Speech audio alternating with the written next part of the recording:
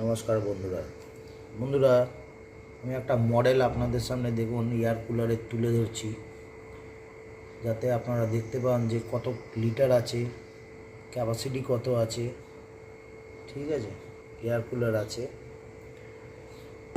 এই যে পোর্শনটা পুরোটা দেখছেন, এই যে পাইপলাইন, এটা পুরো এই এতটা সেকশন এই চাকা থেকে উপর পর্যন্ত পুরোটাই জল থাকে। ঠিক আছে, এখান থেকে পাইপ দিয়ে জল ভরা যায়। আর এই যে নেটটা দেখছেন, এই নেটটা এখান থেকে এমনিভাবে টানলে এই নেটটা খুলে বেরিয়ে যাবে, আবার এমনিভাবে বসাতে হবে, এমনিভাবে ধোয়া যায়। এটা সার্ভিস করতে গেলে এর খোলার পদ্ধতি আমি দেখাচ্ছি, প্রসেসটা দেখুন।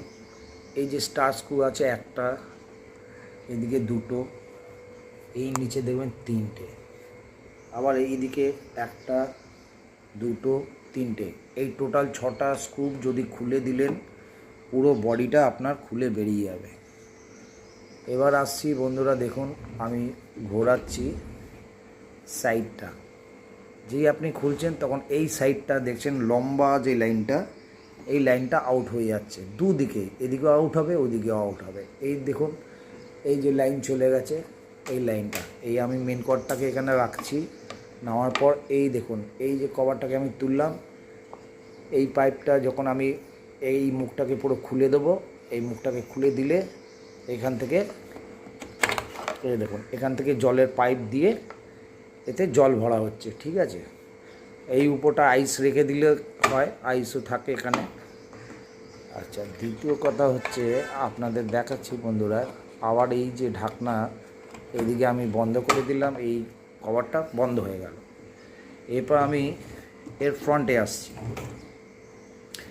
ফ্রন্টে আসার পর দেখুন, এখানে ফ্যান স্পিড দেওয়া আছে 0, 1, 2, 3 ফ্যান স্পিড, আপনার কেমন স্পিড লাগবে সেইটা। মহারাজা হোয়াইটল্যান্ড স্মার্ট লেখা আছে, এটা কি মেশিন আছে আপনি দেখতে পাচ্ছেন।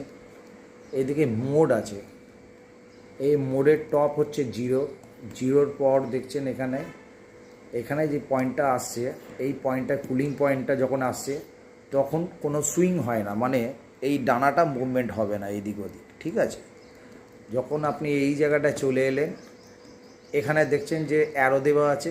ঠিক আছে, এই জায়গাটা একটা জায়গায় এসে এমনি দাঁড় করাতে পারছেন আপনি, আপনার দিকে স্টিল থাকছে। আর যখন আপনি এই জায়গায় চলে আসছেন, এখানে কি হচ্ছে, আপনার খালি ফ্যানটা চলবে কিন্তু আপনার কুলিংটা থাকবে না। কিন্তু এই দুটো স্পট হচ্ছে কুলিং পয়েন্ট, এটা সুইংয়ের জন্য অ্যারোটা দেওয়া আছে। এবার যখন